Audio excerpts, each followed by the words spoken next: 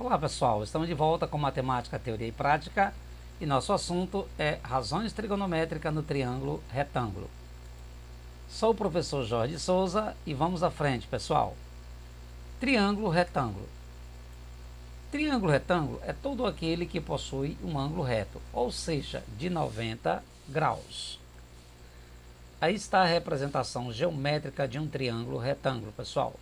Nesse triângulo retângulo, nós temos os lados AC, aliás, BC, que tem medida azinho, que é chamado de hipotenusa, e os lados AC e AB, que tem medidas B e C, respectivamente, que são chamados de catetos, ok?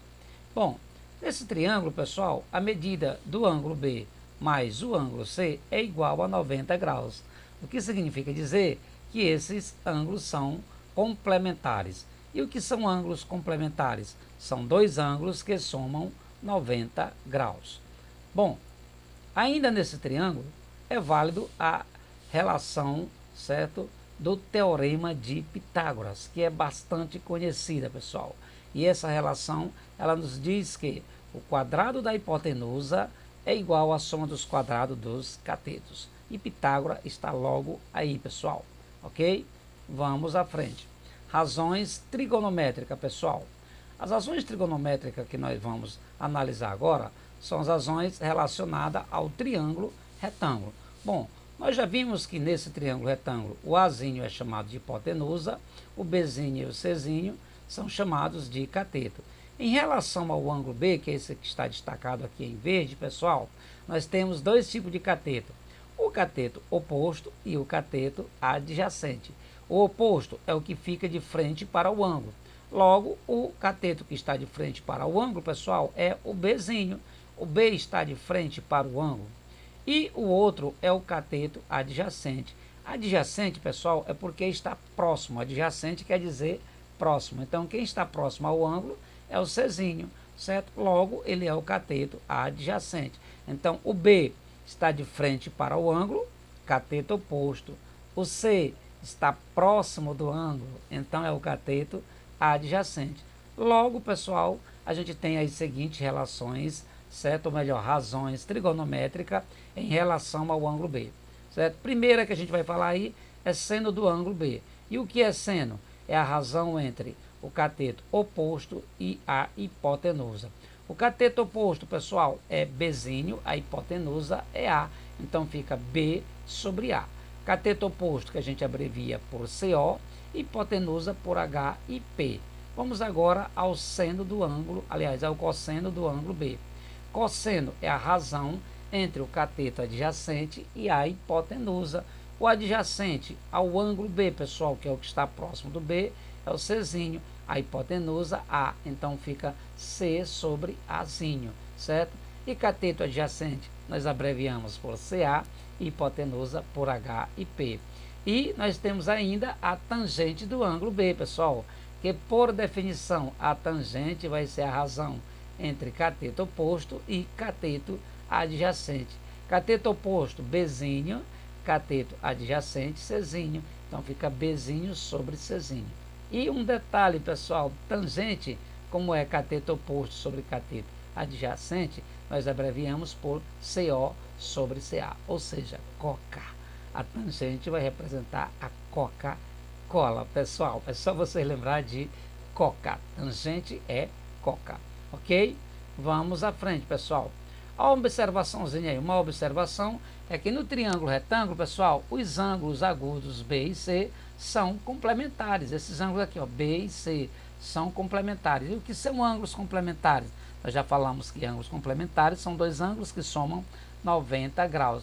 Se eles são complementares, pessoal, existe um teorema que garante o seguinte: ângulos complementares possuem senos e cossenos iguais e tangentes inversa. Logo, nós vamos ter o seguinte, pessoal, olha lá, que o seno de B é igual ao cosseno de C, certo? Porque esses ângulos são complementares, certo? Outra, o cosseno de B vai ser igual ao seno de C, porque esses ângulos são complementares. E por último, a tangente de B vai ser o inverso da tangente de C. Não esqueçam dessas relações, pessoal, certo? Ângulos complementares, eles vão ter senos e cossenos iguais e tangentes inversas. Vamos então para as questões.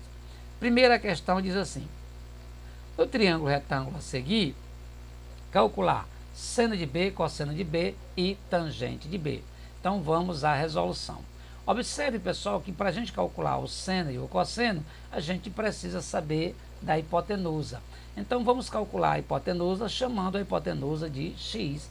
Chamando a hipotenusa de x, pessoal, agora é só aplicar o famoso teorema de Pitágoras. Muito bem, pessoal. Aplicando o teorema de Pitágoras, vamos ter o seguinte, olha aí, o quadrado da hipotenusa vai ser igual à soma dos quadrados dos catetos. A hipotenusa é x e os catetos 9 e 12, certo, pessoal?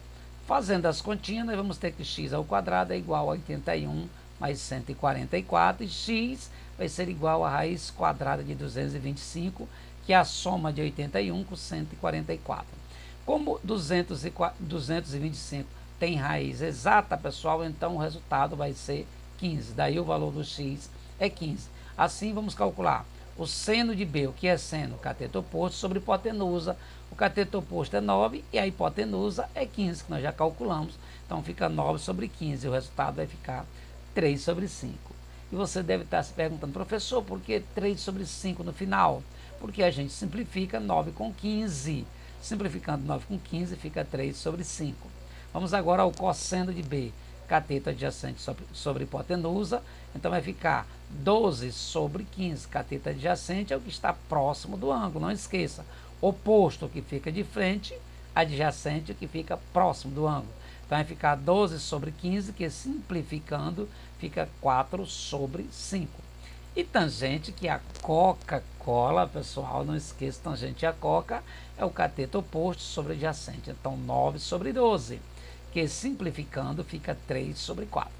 Bom, pessoal, na tangente a gente ainda pode calcular dividindo o seno pelo cosseno. Então fica assim, olha lá, dividindo o seno pelo cosseno, a tangente vai ser 3 sobre 4, direto, né, pessoal?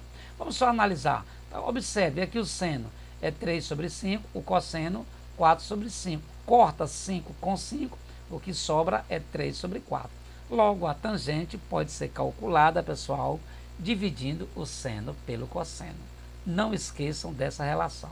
Tangente também é a divisão do seno pelo cosseno, ok? Vamos para a próxima questão. Diz assim: na figura seguinte, qual é o valor de x sabendo que alfa mais beta é igual a 90 graus? Bom, pessoal, como ele já está dizendo que o alfa mais o beta é igual a 90 graus, logo esses ângulos aqui, eles são complementares, turma. Então vai ficar assim na resolução, turma. Olha lá.